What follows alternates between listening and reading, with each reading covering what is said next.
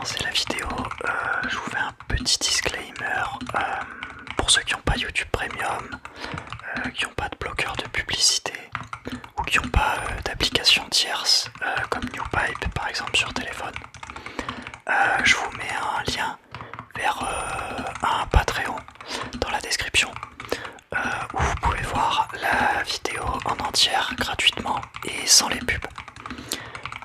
Je fais ça parce que moi sur YouTube j'ai pas la main sur les pubs.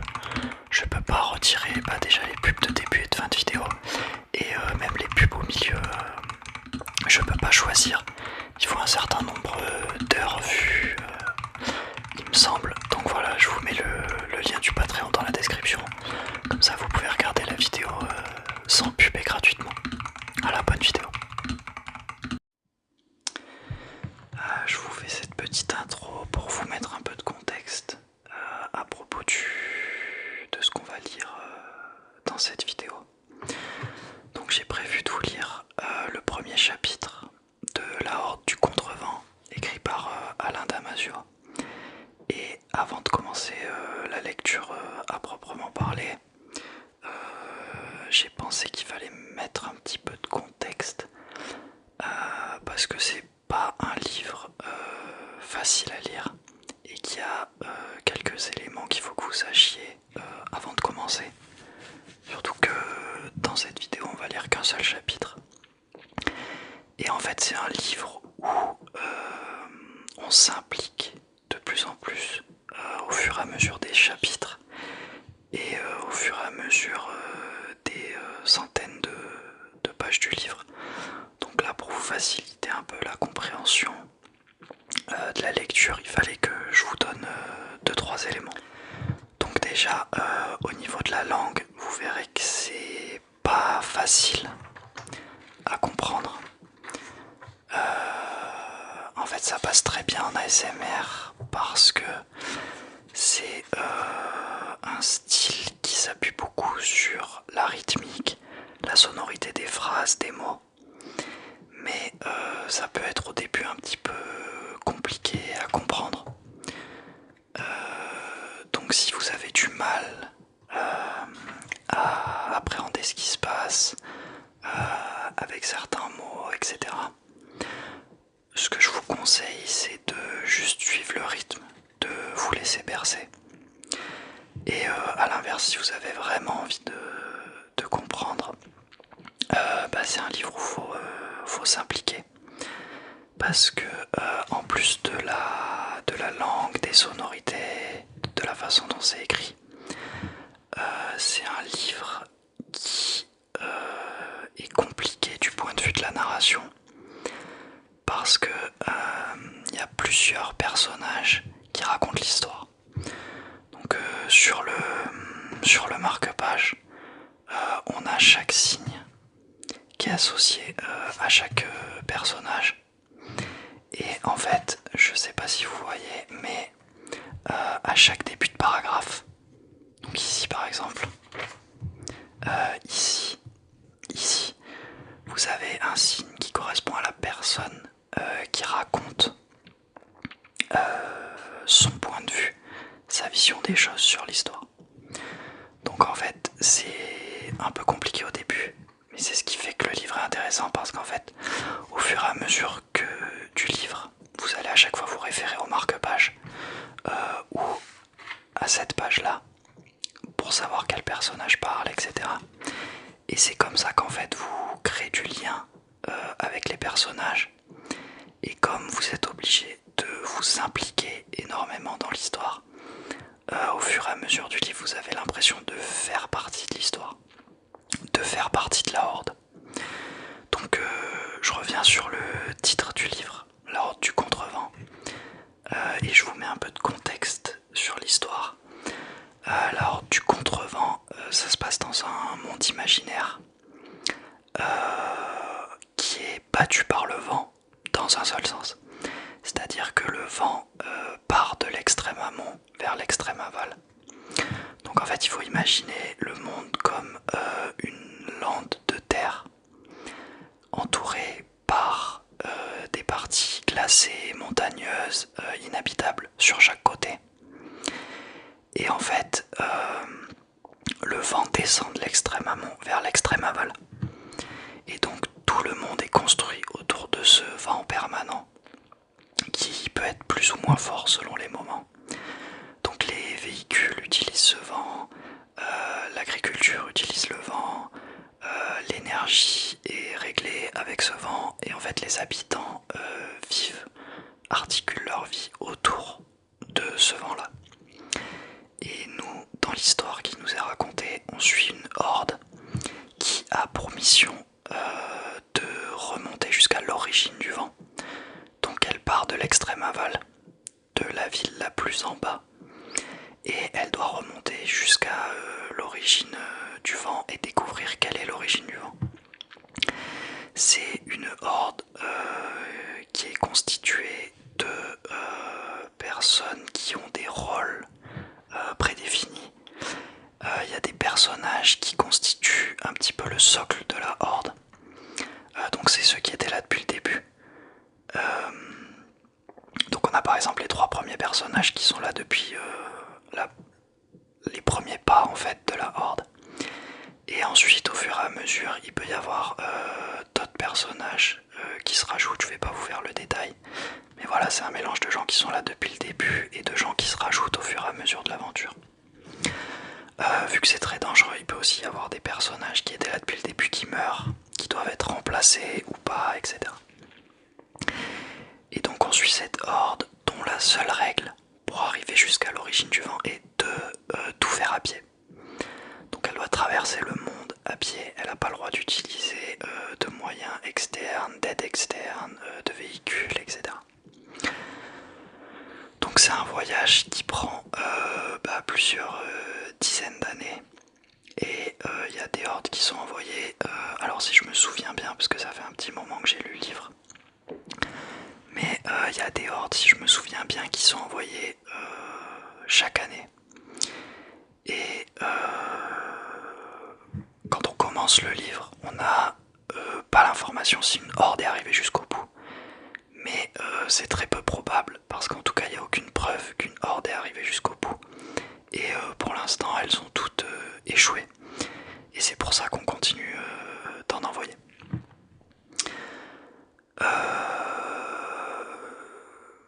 C'est à peu près tout pour la mise en contexte. Et maintenant on peut passer à la lecture à proprement parler. Donc alors il y a aussi des passages dans le livre qui sont très visuels. Par exemple, le début de cette page, moi je vais pas vous lire ça parce qu'en fait ça n'a pas tellement d'intérêt pour vous que je les lise. C'est très visuel en fait quand soi-même on lit le livre. Et donc je vais commencer après ce passage visuel, esthétique, je sais pas comment il faut l'appeler. À l'origine fut la vitesse, le pur mouvement furtif, le vent foudre. Puis le cosmos décéléra, prit consistance et forme, jusqu'aux lenteurs inhabitables, jusqu'au vivant, jusqu'à vous. Bienvenue à toi, lent homme lié, poussif et tresseur des vitesses. Nous sommes faits de l'étoffe dont sont tissés les vents. Chapitre 1. Faréole. Sauve. À la 5e salve, l'onde de choc fractura le fémur d'enceinte et le vent sabla cru le village à travers les jointures béantes du granit. Sous mon casque, le son atroce du roc poncé perce, mes dents vibrent. Je plie contre Pietro, des aiguilles de quartz crissent sur son masque de contre. À terre, dans la ruelle qui nous couvre, 2 vieillards tardifs qui jouaient un volet ont été criblés. Plus loin, au carrefour, je cherche en vain la poignée de mômes qui crânaient front nu, en braillant des défis que personne, pas même nous, ne peut à cette puissance et sous cette viscosité d'air relever. Toute la horde est à présent plaquée contre la face ouest d'une bâtisse qui nous a paru un peu moins pitoyablement jointe noyés que les autres, à attendre le ressac, la courte pause dans l'accélération qui nous permettra de contrer dans le dédale des rues jusqu'aux fortifications, puis au-delà si l'on sort. Si l'on se décide, finalement, à sortir. Des dômes les plus hauts, du métal tordu crie dans les accalmies. Une éolienne grince aux quêtes. Elle repart, se bloque. Les pales crépitent sous la grenaille. Une rafale encore, et le bruit se fond dans le rugissement saturé. À ma gauche, un chat au blond se cale, ébouriffé, dans une encoignure trop étroite pour lui, et vole les jouets cassés, des calebasses, des bancs qui raclent et des tuiles de terre cuite, arrachées et jetées comme à la main, à 3 mètres de nous. Il n'y a plus de doute maintenant, pour personne. Le Furvent arrive. Il sera là dans l'heure. Il s'annonce comme toujours, en quintet. Et il ne laissera rien debout ici, dans ce bled qui ne figurait sur aucun carnet de contre, dans son plan carré, ses ruelles axiales et son architecture en pisé aurait fait hurler une orochie de 8 ans. Où est Arval? Lancé en éclaireur, il cherche l'ouverture du rempart. Et Caracol, ils sont ensemble. Il n'a rien à foutre hors du pack, merde, rappelez-le. Le rappeler, je n'entends pas sauve à 4 mètres. Quoi, qu'est-ce qu'il y a? Carac est sorti comme un lutin du diamant.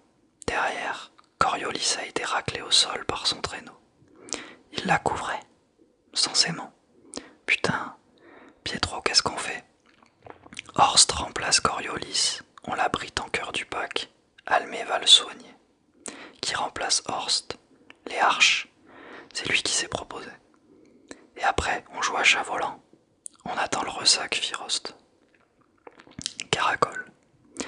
Amis du large, encore et encore, bonjour. Jeunes glyphes des sables, crônes et antéchrones qui s'annonceront sans politesse. Je vous attends de pieds souples. Accueillons-nous. Ah, ce Furvent, ce vieux père siffleur.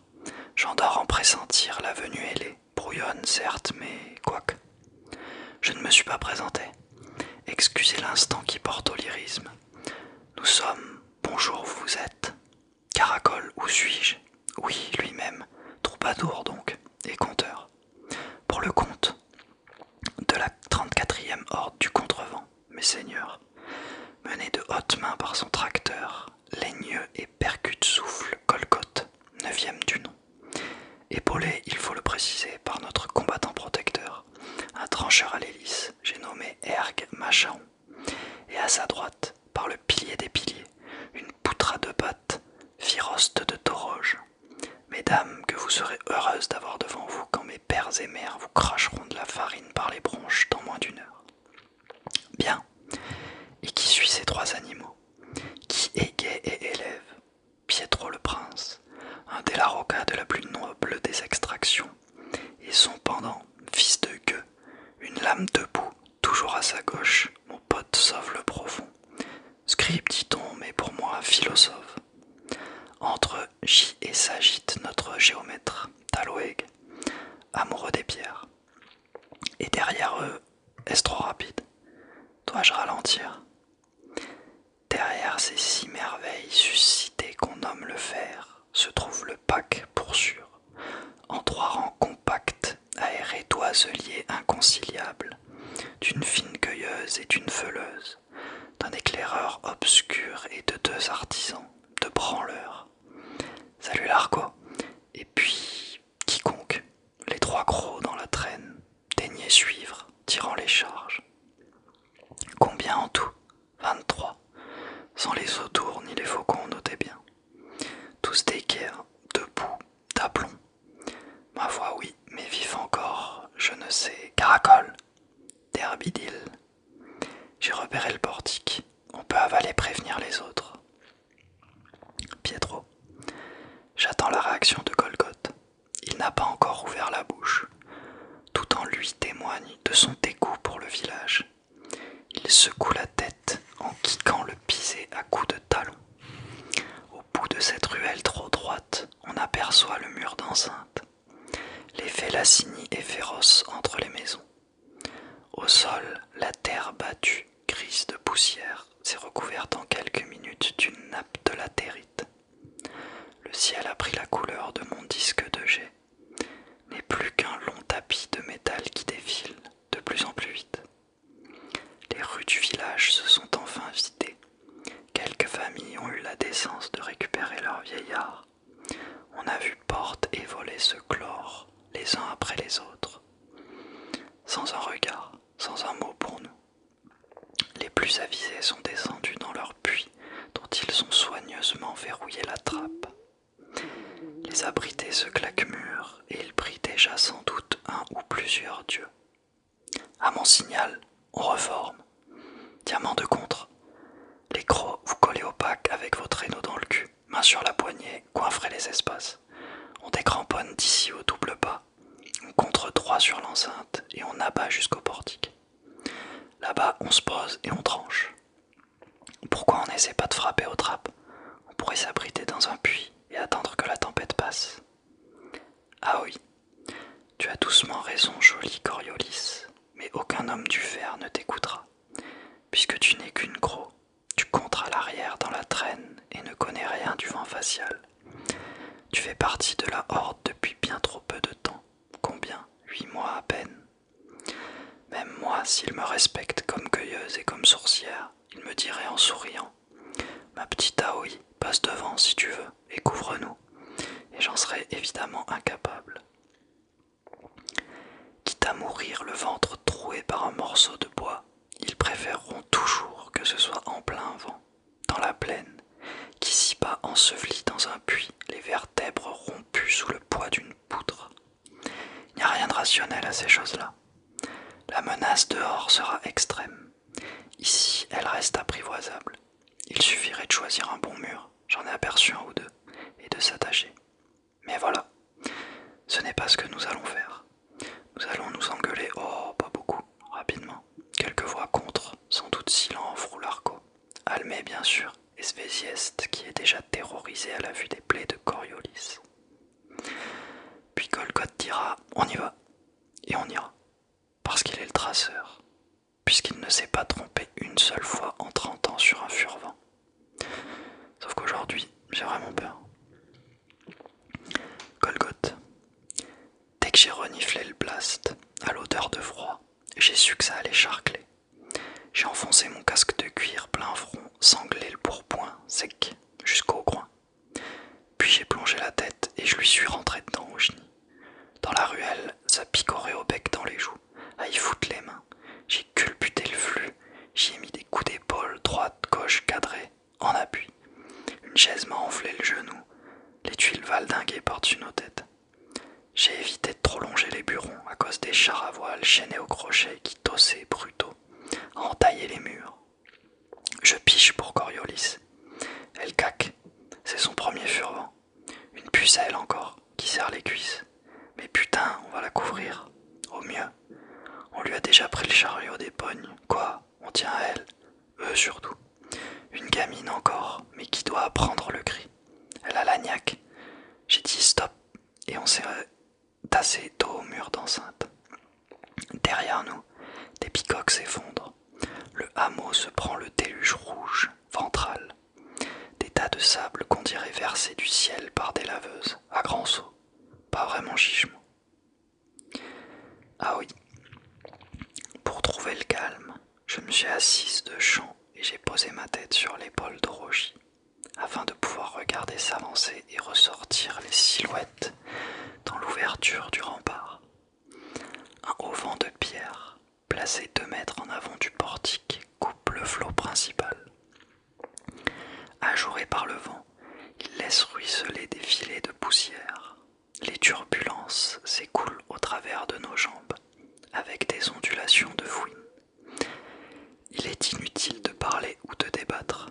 Il suffit de regarder comment entre et ressort chacun de nos corps, avec quel mouvement craintif ou volontaire, quelle moue crispée ou confiante, quels espoirs aussi. Talweg est resté un long moment découpé dans l'embrasure, avec sa chapka surmontée du manche à air et son marteau en travers des reins. Puis Puis il a disparu, pour revenir, le visage dur, la barbe orangée, vidant entre ses pieds un tas de sable si fin qu'il fumait en coulant. J'ai fait mes prélèvements, sable sur latérite pure, pas de quartz ni de mica, les grains qu'on a essuyés tout à l'heure venaient des remparts. Ça veut dire qu'il n'y a rien sur des lieux en amont, le désert les gars, et certainement aucun village. Notre botaniste confirme, Step, lance Orochi en soufflant sur mon visage. Ouais, tu bouges sans miracle, de l'eucalyptus quelques chênes nains, et des boules de spinifex partout à embrouter. C'est le même bouquet depuis 2 semaines, on finit par le connaître. Donc sans danger si l'on reste loin des eucalyptus. Sans danger si l'on trouve chacun un trou avec une butte de spinifex devant ou crocheter sa mâchoire, et suffisamment de chance pour ne pas bouffer son poing en sable d'ici la fin des réjouissances. Non, Orochi c'est plus que risqué. Le spinifex est bas, il ne vaut pas le buis, il est moins courant. Qu'est-ce que vous recommandez tous les deux dans ce cas? On se couche ici, devant ce mur, ventre à terre. On sort la corde et on s'attache. Et si ça lâche aux jointures, vous avez vu ce mur, on dirait une grille. On peut aussi être pris dans un retors avec des déchets lourds, on connaît ces risques.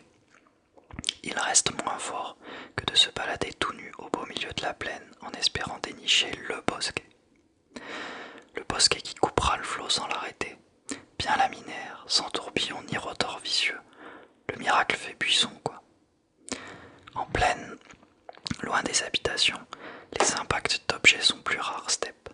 Il suffit de trouver un site adéquat et de savoir placer ses apnées dans les vagues. Orochi, personne ici ne remet en cause ton expertise sous Furvent. Tu es de nous la plus apte à survivre dans ce merdier hurlant. Le problème, ce sont les crocs. Tu as vu Coriolis? Si l'Arco n'avait pas plongé, elle était en charpie.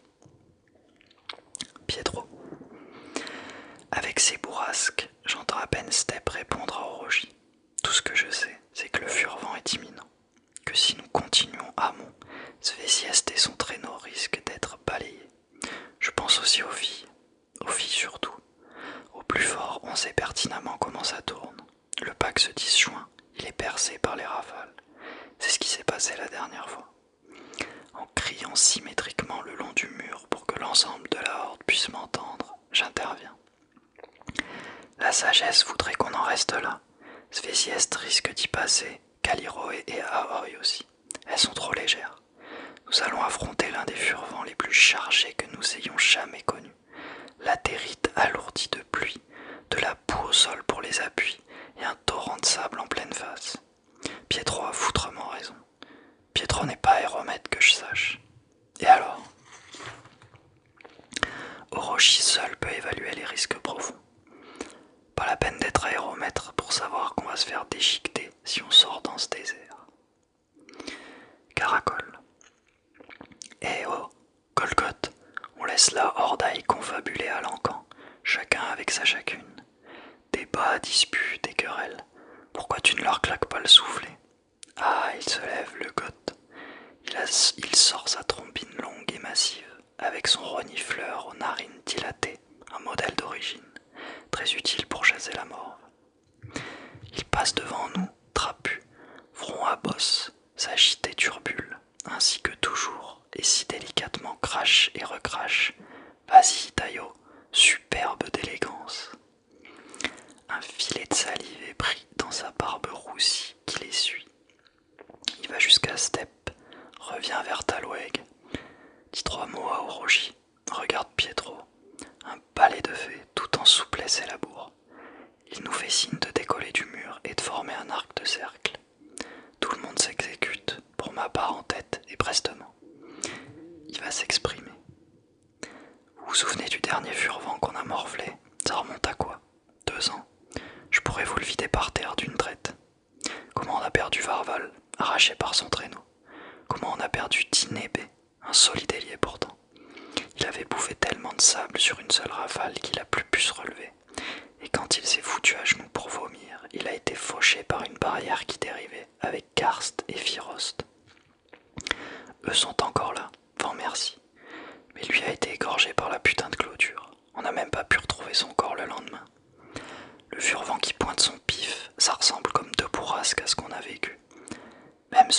misère merdique, même sol foireux qui va nous glisser sous les crampons si on ne trace pas dans les bancs de sable. Je voulais vous le dire ce matin, mais j'ai pas pu, alors je vais vous le tasser maintenant. Ah oui, le ressac vient de commencer. Un silence suspendu, très apaisant, laisse les mots de Golgoth se détacher sur le granit du mur. Vous êtes le meilleur bloc que j'ai jamais remorqué. Peut-être pas le plus physique, ça non, mais le plus percutant en contre, le plus compact.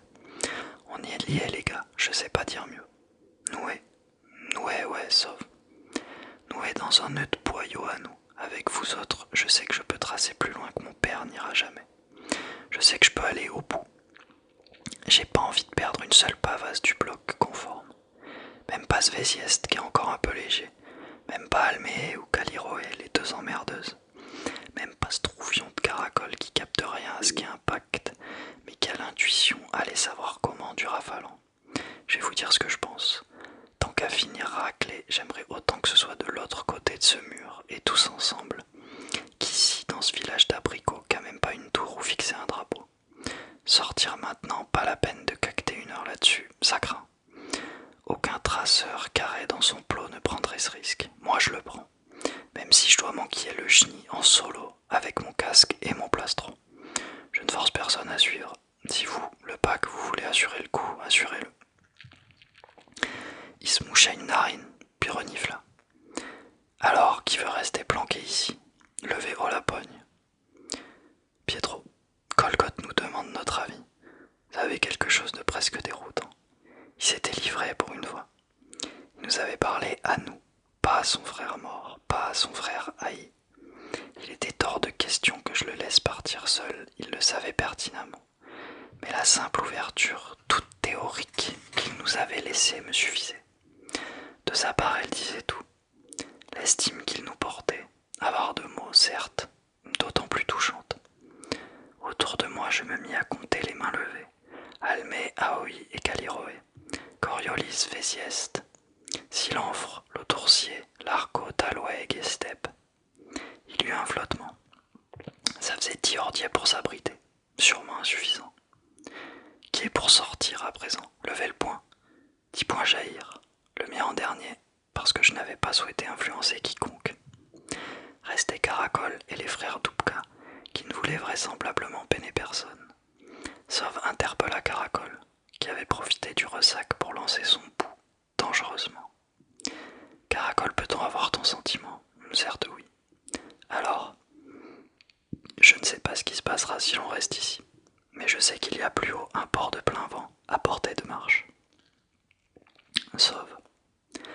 Était-ce encore une de ces visions, telles qu'il en avait eu parfois, si nettes? D'habitude, il ne les confiait qu'à moi, par crainte de susciter l'inquiétude. Comment le sais-tu? Je m'en souviens, dans le futur. Personne ne sut au juste s'il fallait rire ou l'insulter. Le temps pressait. Talouek choisit de le prendre au sérieux. À quelle longitude ton port, Carac? 10 degrés sud. Il faudra contrer un peu en biais. Tu es sérieux, troubadour, c'est très important, insista Pietro. Ah oui. Le corps si fluide de Caracol se raidit légèrement, perdant de sa grâce naturelle. Ses cheveux bouclés lui étaient rabattus sur le visage par les bourrasques, sur les épaules. Son pull d'arlequin, cousu d'une myriade de bouts d'étoffe qu'il avait prélevés sur des habits des hommes, des femmes et des bouts de choux avec lesquels il avait passé, disait-il plus qu'un rigolo moment. Il s'était un peu empourpré et il ondoyait. Je suis sérieux, il y a un port à une demi-heure amont, 10 degrés sud, avec 2 crochets à dracaire, rouillés mais fiables. Pas de bateau arrimé dessus. Pas de bateau, les gars, juste pour nous. Comment tu sais ça? Répéta Coriolis qui grimaçait sous les bandages que lui serrait Almé sur le bras. Je peux pas vous le dire, j'ai vécu la scène, on y sera, tous, à attendre la vague. Sauf. Golgoth releva lui-même Coriolis et toutes les filles, une par une. Il ajusta son casque de cuir profilé, cette merveille, puis il se retourna vers nous. On sort immédiatement. La pluie va arriver très vite. Écoutez-moi, on contre en gouttes. Horst et Karst, vous prenez les traîneaux avec Barbac. En bout d'aile, je veux les arches à gauche et Steppe à droite. Si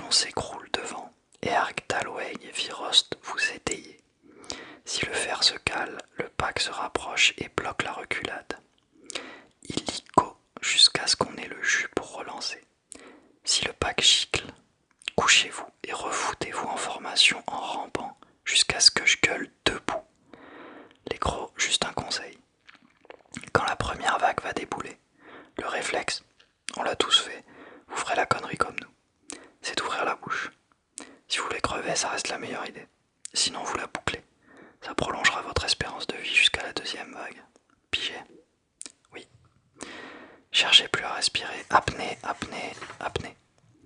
À partir de la seconde où on passe ce portique, il n'y a plus que 2 personnes que vous écoutez. Orochi et moi. Ah oui. Orochi, elle s'avance. Fine et belle. Si juste dans ses gestes. Elle dénoue totalement son hike, le déploie au vent puis le renoue aux jambes et aux bras, sur son ventre et sa poitrine, jusqu'à la tête. Elle ajuste ensuite ses lanières de soie ponceau au point de flottement du tissu beige. La voilà prête. Sur son chignon complexe, au milieu de ses cheveux couleur de châtaigne sombre, elle a laissé une babéole, une sorte de minuscule éolienne en papier qui tournoie sans se froisser. Elle semble sereine lorsqu'elle s'adresse à nous, si ce n'est son timbre, qui a une dureté inaccoutumée. Serrez vos ceintures et vos lanières, chevilles, poignets et selles, le long des cuisses et des bras, partout ça va claquer. Bonnet et casque enfoncés jusqu'à l'arcade, ajustez vos protections aux cuisses et aux tibias, après il est trop tard pour les régler. Laissez du jeu pour le plastron, ne vous étouffez pas.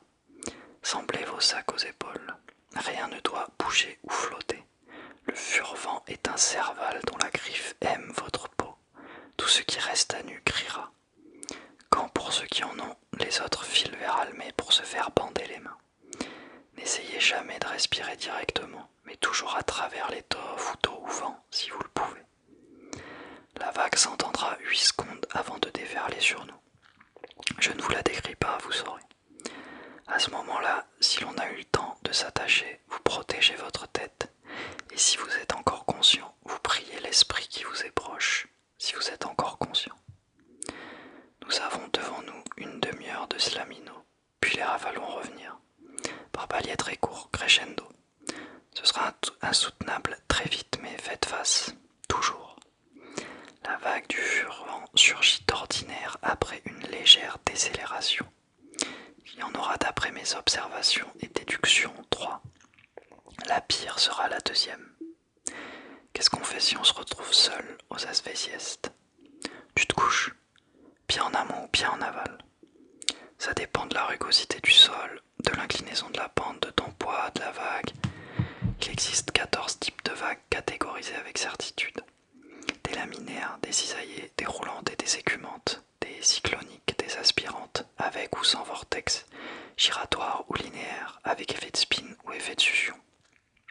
Qu'est-ce qu'on risque de rencontrer? A priori, le pire, une écumante, avec une signature turbulente cyclonique, une ribambelle de vortex et sans doute des crônes. Qu'est-ce que ça fait pour nous? Ça ne fait rien, Zé. Ça te tordra le tronc comme un linge qu'on essore. Je plaisante, ce n'est pas certain. Sauve. Almé achevait de bander le bras de Coriolis, dont le visage vira au blanc lorsqu'elle entendit les derniers mots d'Orochi. J'avais envie de la réconforter, mais rien de véritablement rassurant ne me venait. Ce furvent-là, je ne le sentais pas. Ni le sol, pas bon du tout, à voir la tronche de notre géomètre Taloeg, ni le son qui froissait mes oreilles et faisait grimacer Silanfre, notre mélomane, lequel s'était résolu à sortir sa minerve de cuir et en passer une asvésieste. Le retard que l'on prenait. J'avais l'impression qu'on partirait trop tard. On traînait. Coriolis se releva enfin. Elle avait repris un brin de couleur et elle osa un barou. Est-ce que tout le monde ici a pour but de mourir? Vous avez entendu ce qu'a dit Orochi? Le pire nous attend. Pourquoi on reste pas là? Pourquoi? Vous voulez vous prouver quoi, hein? À qui? Vous avez vu mon épaule, on va tous y passer. Golgoth, toi ouais, tu vas te faire dépuceler ma jolie. Pietro, je m'approchai de Coriolis et la pris dans mes bras. L'arco me regarda avec envie.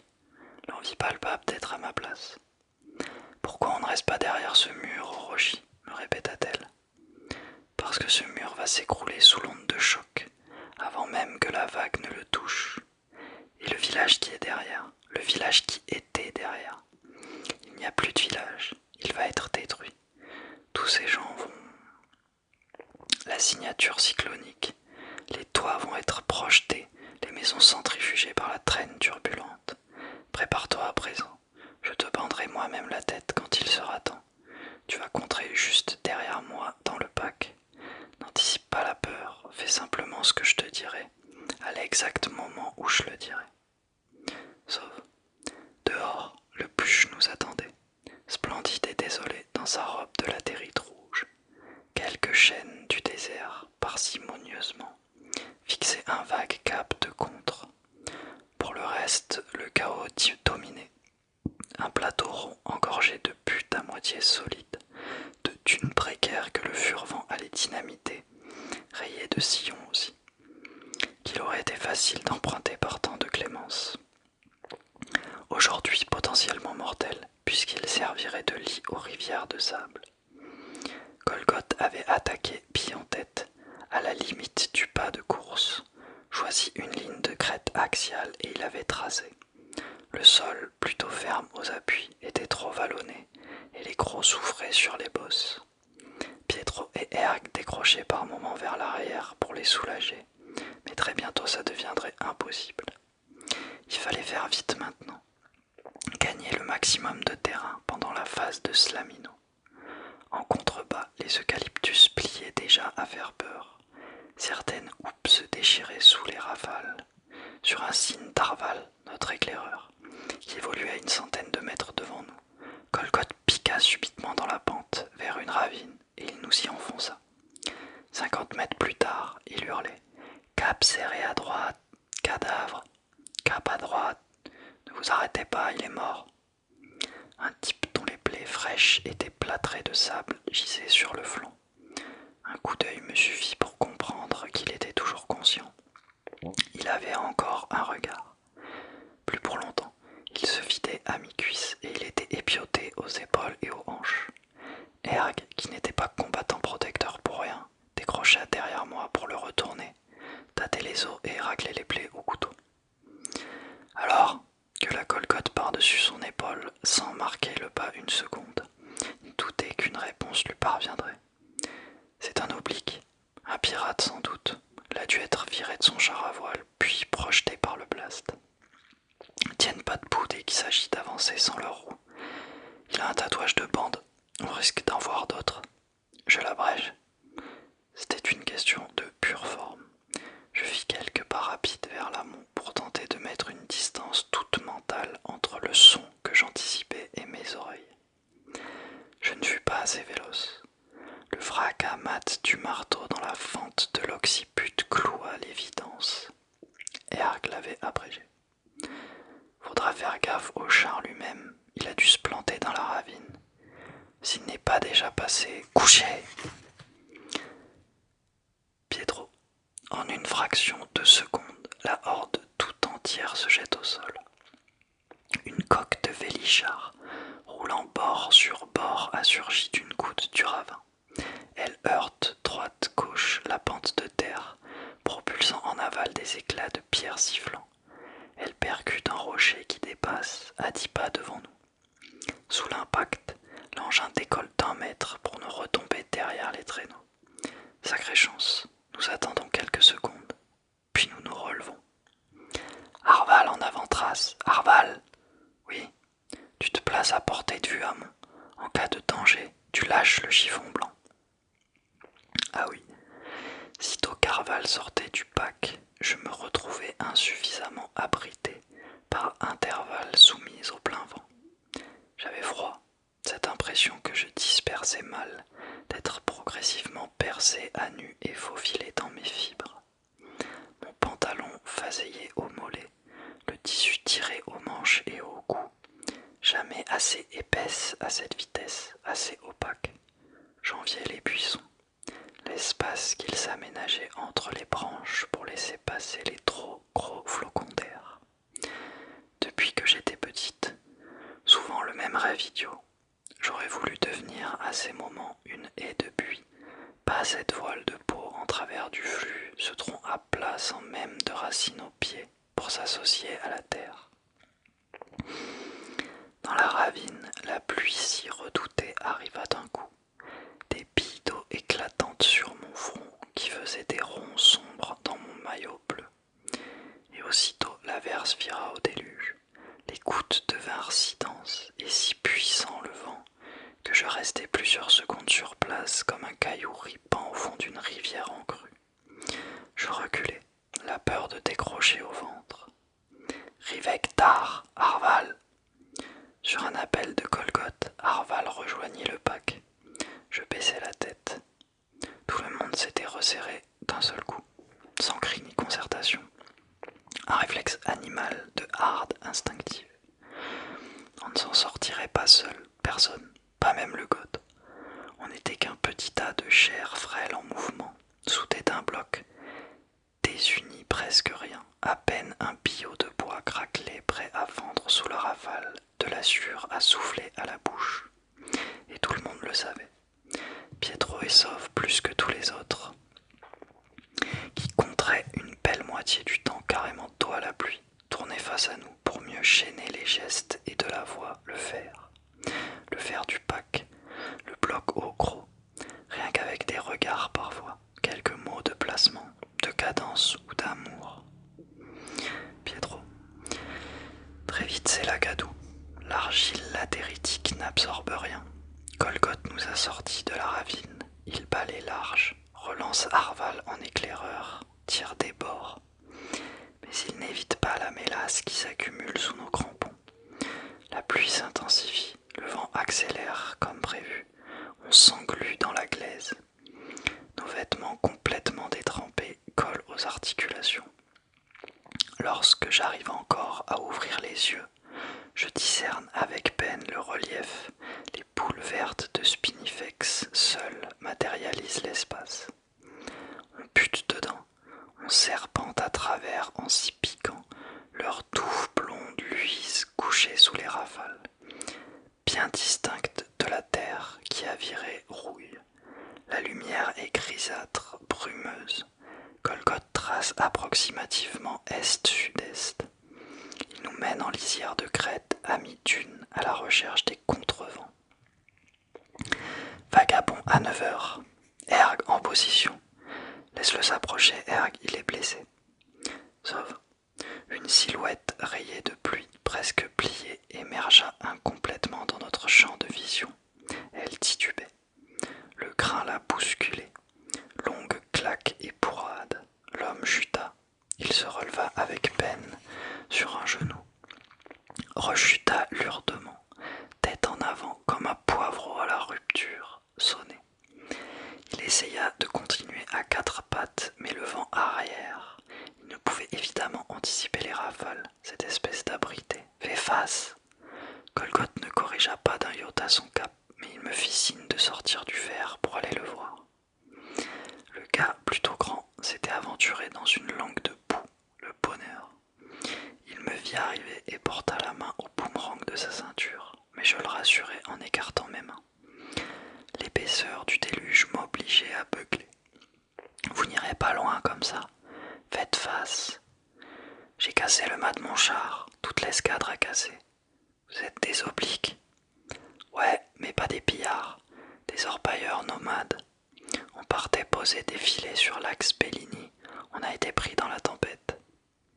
Le gars me répondait à genoux, ses cheveux dégoulinés de boue grasse. La pluie lui rinçait le sang aux avant-bras en filets rouges clairs. Vous cherchez à rejoindre le village? Il hocha de la nuque et... Vous savez où il est? Demanda-t-il avec un sursaut dans la gorge. À une demi-heure aval. Le gars écarquilla ses yeux frangés de boue pendant de longues secondes. Il regarda l'aval, la horde qui progressait amont, en triangle avec les traîneaux remorqués sur la glaise, qui se dissipaient dans le volume de pluie, à mesure.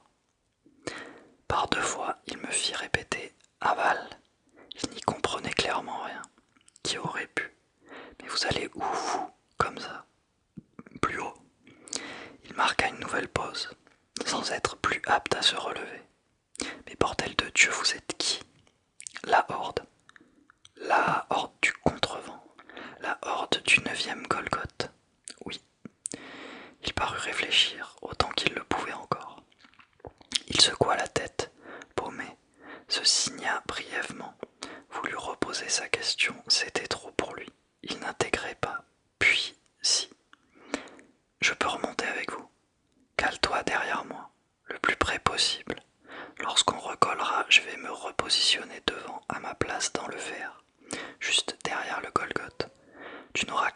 placé entre deux crocs à l'arrière. Mais fais bien gaffe, quand tu entends coucher, tu ne cherches pas à comprendre, tu plonges au sol, compris? Merci. On recolla avec difficulté. Je dus le tirer à plusieurs moments, en montant une butte, en la redescendant. Il avait de mauvais appuis, une mauvaise intuition des salves, et il était vraisemblablement déjà à bout de force. Lorsque je repris ma place dans le verre, je regrettais mon geste. Il allait gêner les crocs, qui subissaient déjà une pression énorme.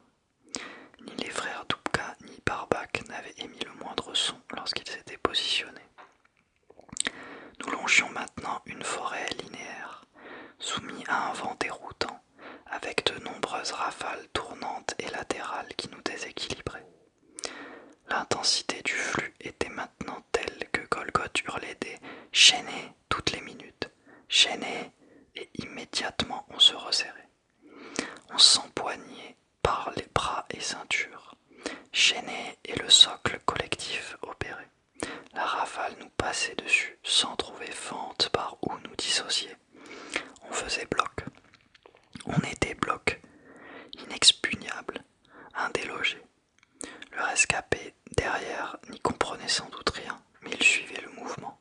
Il tenait le coup, il tendait son bras, il braillait. Bloc avec nous quand il entendait chaîner. Il couchait, il y eut une explosion. La butte devant nous fut pulvérisée dans l'espace par un coup de blast. Un mélange sable-latérite nous rinça les épaules et le dos. Lorsque je me relevai, couvert de terre, je constatai deux choses. Les crocs avaient été remorqués sur plusieurs mètres par leurs traîneaux, mais ils étaient entiers. L'oblique, lui, ne s'était pas couché, en tout cas pas à temps. Sauve, laisse tomber. Je ne pouvais pas ou plus laisser tomber. J'avalai quelques arpents vent arrière, le dos subitement trempé, jusqu'au maillot de corps, jusqu'à la peau par cette saloperie de pluie horizontale. La butte, il suffisait de redescendre. C'était en partie reformé au loin, mais très allongé et aplati sur une dizaine de mètres. Rapidement, je m'approchai, cherchant quelque chose qui eût dépassé de la motte. Je le trouvai. Le type était un morceau de terre maintenant, ni plus ni moins. Il avait la gorge, la bouche obstruée par des bouts de laisse tomber, entendis-je vaguement. Tu as fait ce que tu as pu. La voix bruissait à quelques pas de moi. Pietro, évidemment. Viens te replacer dans le verre, il faut tracer. La gorge obstruée par des bouts de menton. Ce ne fut pas le dernier de sa bande que nous rencontrâmes, autant l'avouer. Au jugé, ils avaient dû être une quinzaine, en quête d'un village ou d'un abri. Pris de court et jetés bas, leur char renversé, à devoir affronter à sec ce qu'il aurait fallu une existence à cela tout entière dédiée. Nous n'étions pas forcément plus athlétiques qu'eux, mais nous étions un bloc, avec à chaque poste les meilleurs où peu s'en fallait. En tout cas, mentalement les plus solides, sans parler d'expérience ou d'une quotidienneté si intégralement dévouée au vent et à la hargne du contre, qu'être claqué sur rafale ne pointait plus à l'horizon de nos possibles. Je les vis, oui, ces obliques passés, mais sans grande émotion, malgré la macule de sang tant ils ne s'appartenaient plus. Désarticulés, ils avançaient à l'avant comme je te pousse, dans l'indifférence de nos yeux mi-clos, se vidant comme des poupées de peau crevée qui auraient perdu leur son. On en appela certains, on en négligea beaucoup d'autres. Aucun d'eux de toute façon n'aurait tenu 10 minutes dans nos rangs et à notre cadence, ni pu intégrer notre discipline devenue instinct. Cette force, elle ne suffirait pourtant pas face à ce qui nous attendait. Elle donnait le change devant les néophytes et à ces vitesses encore soutenables où un bon chaînage et des couchets prompts conjuraient l'essentiel du danger. Mais après, à portée de marche, tu as dit, Caracol. Yak, encore 2000 peut-être. On va les faire à la nage si ça continue. D'après ma boussole, le cap est correct. Ça va, les filles? Oui, Largo. Et Coriolis, ton aussi j'ai mal, mais c'est quand je te regarde sourire. Idiot va. Attention. Pietro. Le fauconnier a dérapé, faisant chuter derrière lui Step et Aoi. Il se relève sans un mot. Ses vêtements finement coupés sont couverts de glaise. Il reprend sa place sur l'aile. D'autres chutes surviennent avant que Colgotte, rageusement concentré, tendu comme câble, flaire enfin un affleurement de roches qui soulage tout le monde. Les gros particulièrement, tant ils souffrent et sans broncher. Jamais Coriolis ni Sphésieste n'auraient pu assurer la traction des traîneaux détrempés à cette cadence-là et dans ces conditions de terrain, comme les jumeaux Dupka, impressionnants de puissance, ni comme Barbac, dont on mesure mieux maintenant à quel point son expérience de remorqueur est irremplaçable. Sauf lié, a dit Colgotte, nous et au boyau. Non, c'est moi qui lui ai glissé ça le mois dernier, étonnant comme certains mots percent sa carapace et s'enchassent pour ressortir longtemps après, assimilés. Noué, nous ne saurons jamais à quoi ça tient. Sans cesse, je me retourne et je cherche Aoi, ma petite goutte, tellement légère, chancelante de pluie par-dessus les épaules. Je cherche Caliroé, tache fauve, fragile tout autant, avec son allure de flamme que la moindre bourrasque pourrait moucher. Je demande pour Svésieste, trop loin derrière pour que je l'aperçoive, s'il résiste, de bien le protéger. Je parle, je relais Pietro qui encourage le groupe, impeccable, ne s'énervant jamais, qui reste notre prince en acte sans forfanterie, grâce à qui la horde tient et se tient, en dépit de Colgotte et de ses coups de sang. Pietro. La pluie a complètement cessé maintenant. Le sable sèche à une vitesse peu inimaginable. Nulle trace de port où je porte le regard. Je ne sais plus si nous aurions dû faire confiance à Caracol. Je crains la catastrophe. Les premières méduses sont tombées du ciel. On en a trouvé des énormes éventrées au sol. Signe que le vent s'épaissit aussi en altitude. Bref, que ça arrive. Colgotte n'a pas marqué la moindre hésitation. Il nous a demandé de nous attacher ligne par ligne. Il s'en tient à la vision de Caracol. Il garde le cap en boussole. Il ne cherche plus à tracer dans la subtilité, puisqu'on n'y voit de toute façon plus rien. L'air file orange, un flot grenelé qui crépite sur le torse, qui martèle la tête. On a mis les cagoules de cuir et on ouvre à peine les yeux quand ça fléchit un tout petit peu. Il faut se préparer à plonger si la vague s'annonce. Je repère le moindre bout de roche, le moindre creux jouable. Être prêt si ça explose, à se plaquer ventre à terre. On peut se planquer là. Où ça? Là, à droite, derrière le rocher. On tient pas à droit. Faut continuer. On va y arriver les roseaux.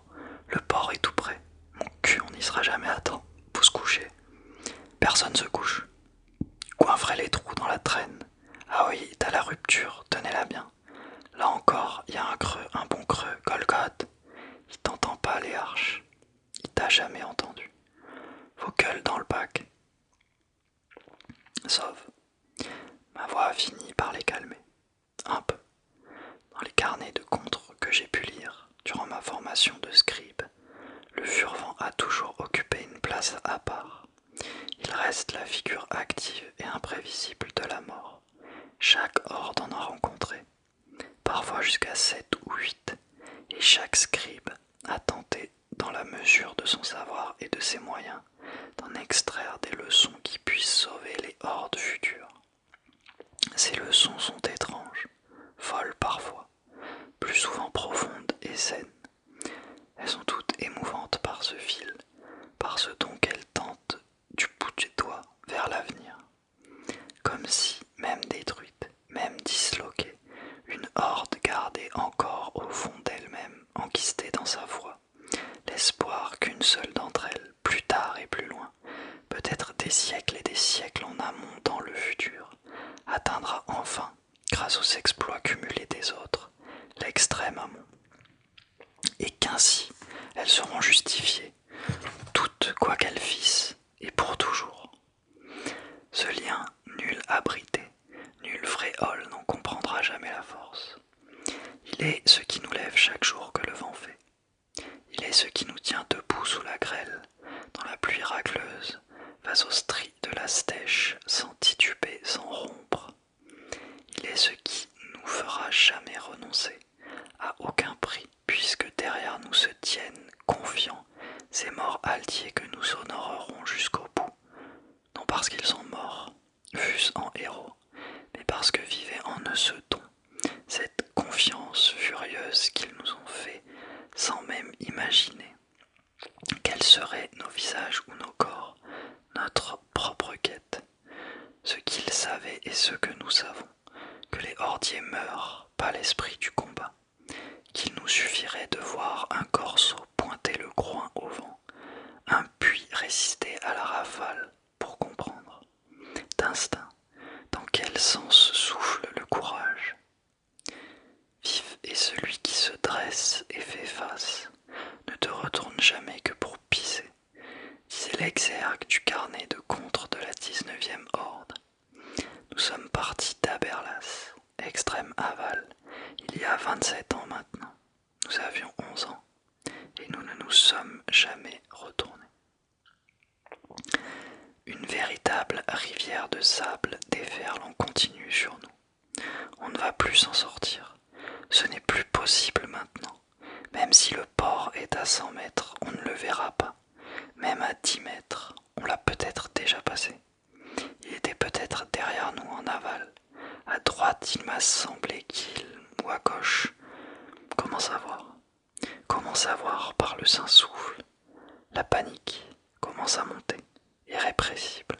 Je serre les filles, j'ai des spasmes au ventre. Je m'appuie sur Almé. Étayez le fer, quoi?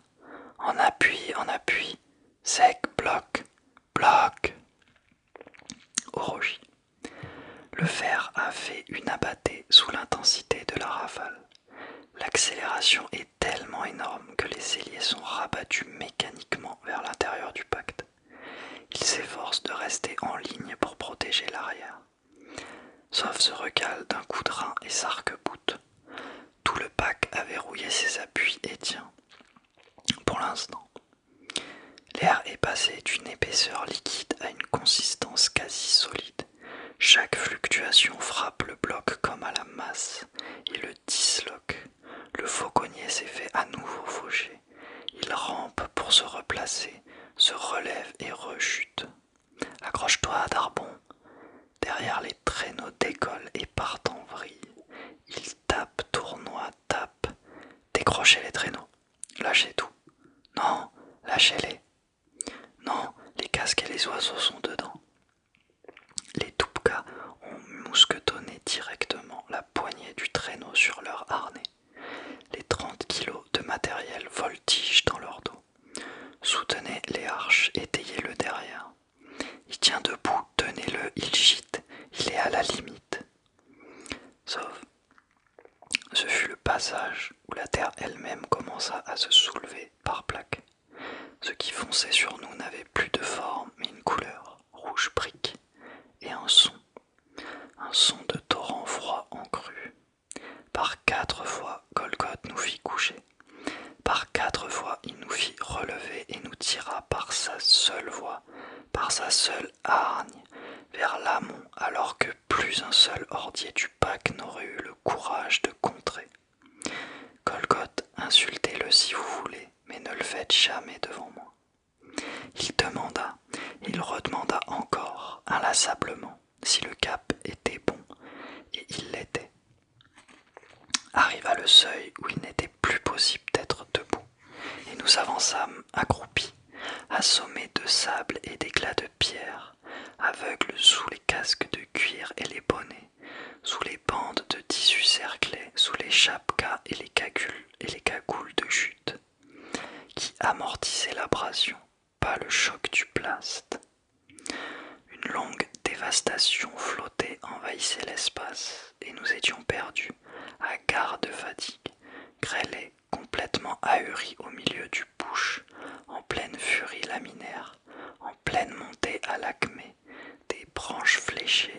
travers le rideau de briques.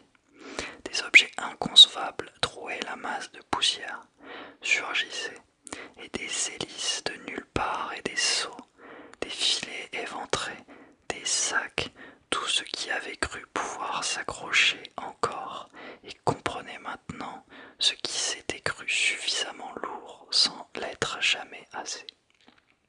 Jusqu'à la coque d'un aéroglisseur, poussé mètre par mètre, et jusqu'au vélichard fantôme qui passa à 4 pas de l'éarche, la voile bloquée, sans pilote, et qui filait indéfiniment vers l'aval. Là-bas. Quoi? Là-bas, à droite. Qui a parlé? Silenfre. Tribord, il dit. Tribord quoi? On n'y voit absolument rien. Écoutez, écoutez attentivement.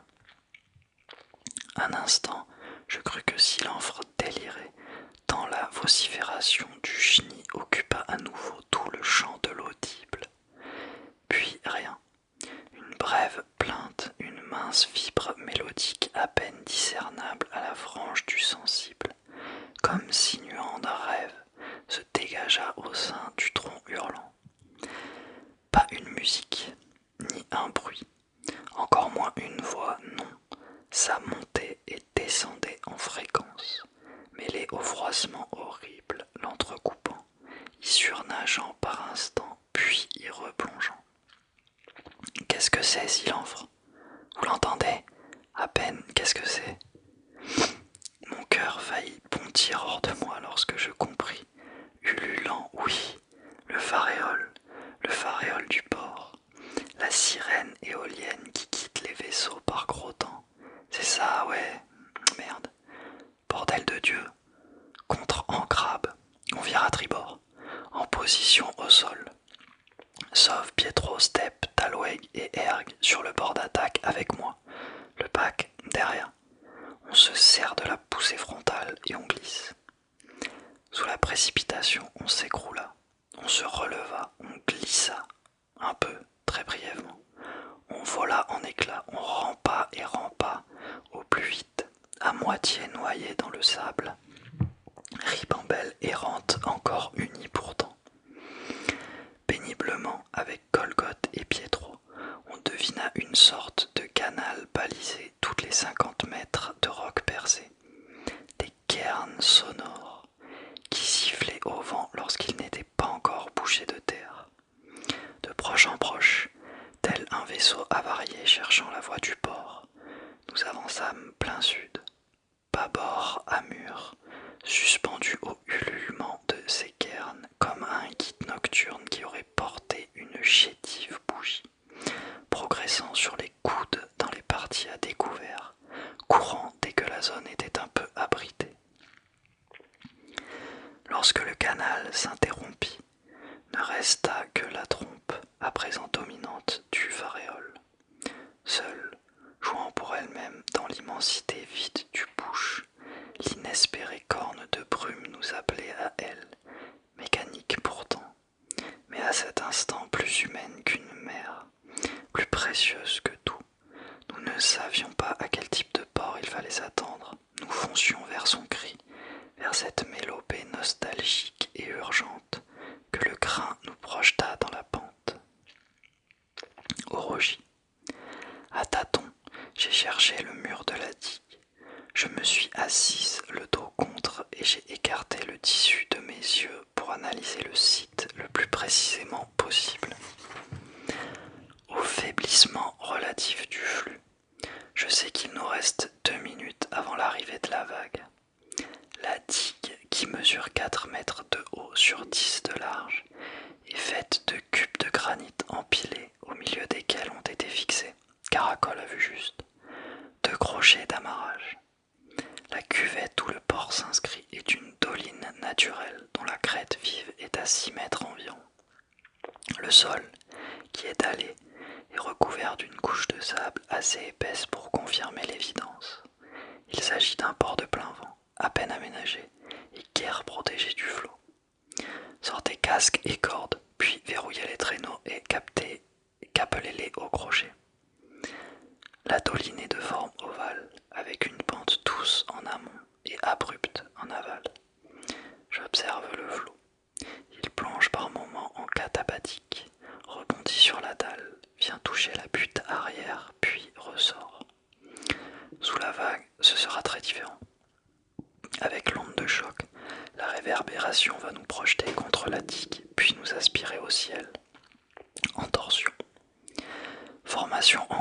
à 7 rangs.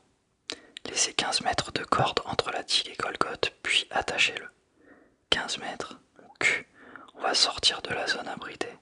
Je veux pas prendre la vague en pleine gueule. Il faut coller à la digue pour s'en sortir. Pietro.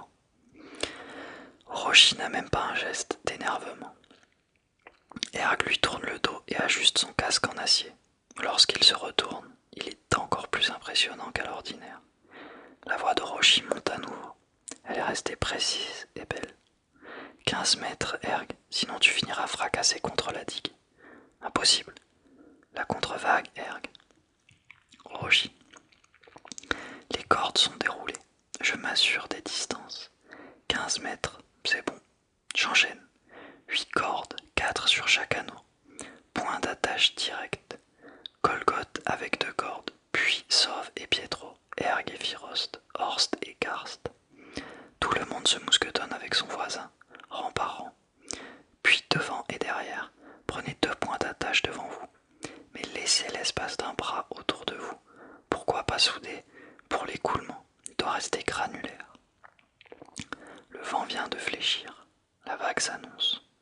Je cours prendre ma place au cœur du pack. Les mousquetons sont prêts. Karst à ma gauche et Almé à ma droite m'en clique à la ceinture.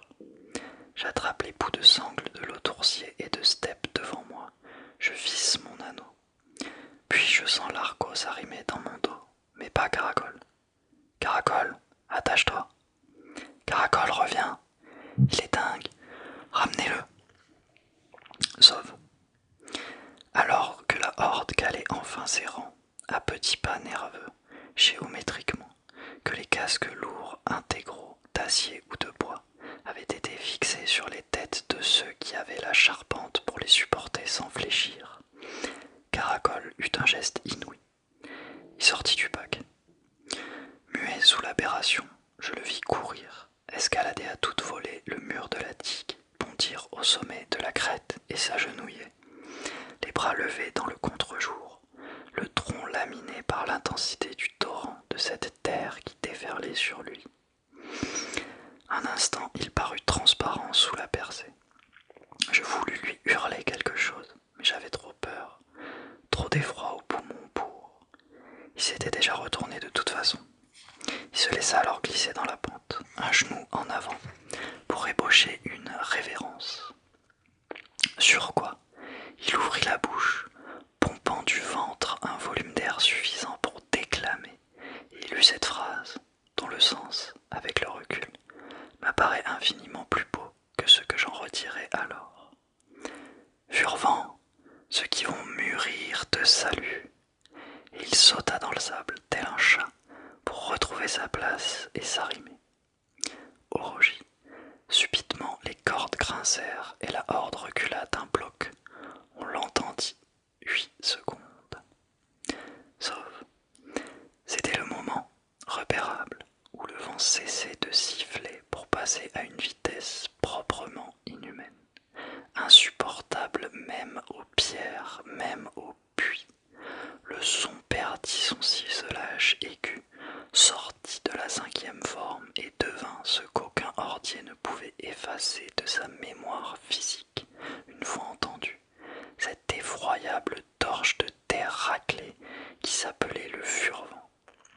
L'onde de choc fut audible à une centaine de kilomètres en amont, au tonnerre projeté, et à ce moment-là, même habitué, même en face du 5e Furvent comme je l'étais, une terreur froide me monta à travers l'axe de la colonne vertébrale.